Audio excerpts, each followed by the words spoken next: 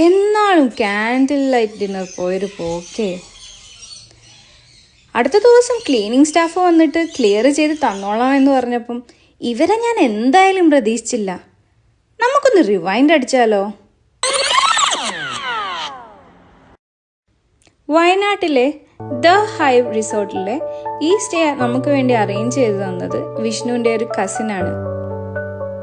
As a wedding gift arrange ചെയ്തതാണ്. ഡെക്കറേഷനൊക്കെ ക്യൂട്ടായിട്ടുണ്ടല്ലേ. ക്യാൻഡിൽ ലൈറ്റ് ഡിന്നർ ആയിരുന്നു ഞങ്ങളുടെ. അപ്പം അതിനുവേണ്ടി ഇവർ ബെഡും ഇങ്ങനെ ഭംഗിയായിട്ട് ക്യൂട്ടായി ഡെക്കറേറ്റ് ചെയ്യുമെന്ന് ഞങ്ങൾ വിചാരിച്ചില്ല.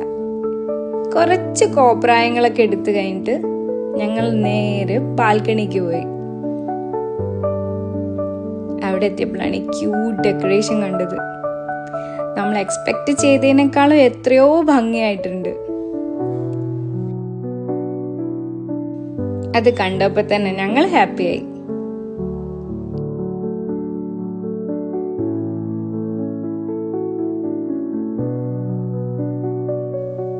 അങ്ങനെ കേക്ക് കട്ടിങ് കഴിഞ്ഞിട്ട് ഞങ്ങൾ ഡിന്നർ സ്റ്റാർട്ട് ചെയ്തു. ഈ ഒരു പാക്കേജ് അൺലിമിറ്റഡ് ആയിട്ടുള്ള ഫുഡ് ഐറ്റംസിൻ്റെ ആയിരുന്നു. അപ്പോൾ നമ്മൾ കുറേ ഫുഡ് ഐറ്റംസ് ഓർഡർ ചെയ്തു. ഞാൻ വെജിറ്റേറിയൻ ഓപ്ഷനും പിന്നെ വിഷ്ണു നോൺ വെജ് ആണ് സെലക്ട് ചെയ്തത്. പിന്നെ ടമ്മി ഹാപ്പി ആയാലും നമ്മൾ ഹാപ്പി അല്ലേ?